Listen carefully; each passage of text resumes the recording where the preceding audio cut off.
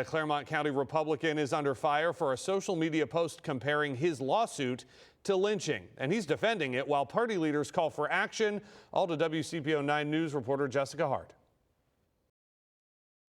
It's totally offensive and utterly despicable. David Whitehead with the Cincinnati NAACP can't believe a Claremont County politician posted this on social media. It's hard to believe that someone is looking at a lynching action and equating a squabble that they had with someone to a lynching. I have no regrets about posting the imagery because I think it is very important to use historical imagery from the United States in particular that helps us to realize that mob justice and injustice are wrong when we start to see them crop up in other areas. I think that is an important use of that imagery. I think that if they really cared, then they would have tried to contact me prior to starting posts and doing press release. Never did they try to contact me. Never did they ask me about it. Never did they have any context. Even in their own press release, the link they put in there to my post didn't work. They've never included the actual text of my post. I hope you asked them if they actually even read the post. Christopher Hicks is a member of the Claremont County Republican Central Committee. He is suing the committee and posted this image underneath the case number. The post has to do with, with what I really think is abhorrent is mob justice.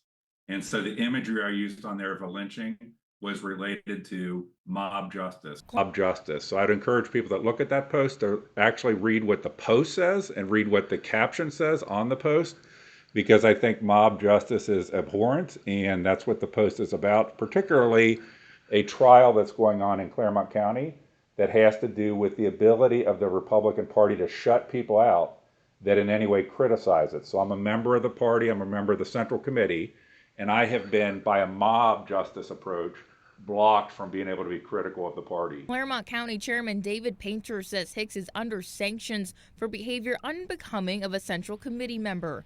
Painter didn't elaborate on what prompted the sanctions.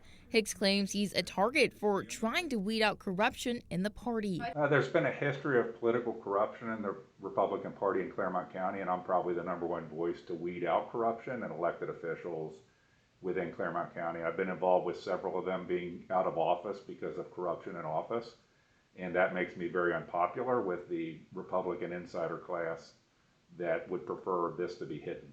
I think a lot of people, when they look at the post, they take issue with the image of you using a picture of someone being lynched. Do you see what's wrong with that? I think that imagery that stirs emotion in defense of stopping injustice is always appropriate. And I would think that the NAACP would particularly get that. Because lynching is the most overt example of mob justice gone awry.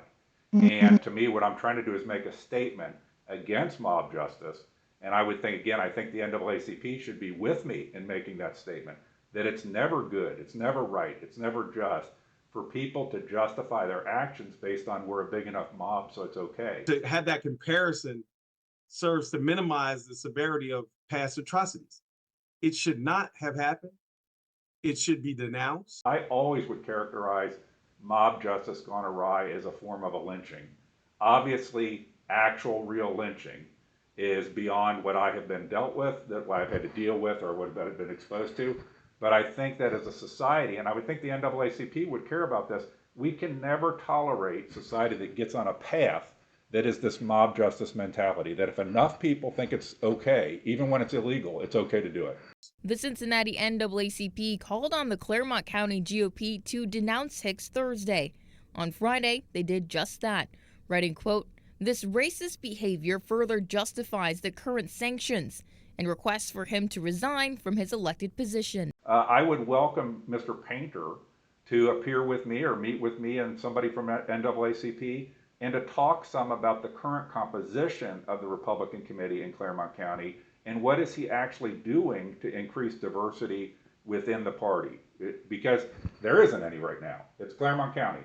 And we can do much better, and I think we could be a much more welcoming community for all people based on merit. There's no way in which someone should have a graphic with a traumatizing image of some person, for some personal gain. What's funny to me is that the NAACP, I think, rightfully uses all sorts of imagery at different times to try to make a case against injustice, a case for a direction they want things to go in.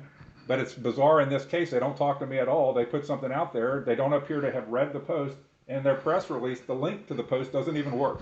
I think we should actually hold dear to our hearts that kind of imagery from the standpoint of helping to remind us that it doesn't take that much to get from a point here to a point here where mob justice goes awry. We've seen that in our history.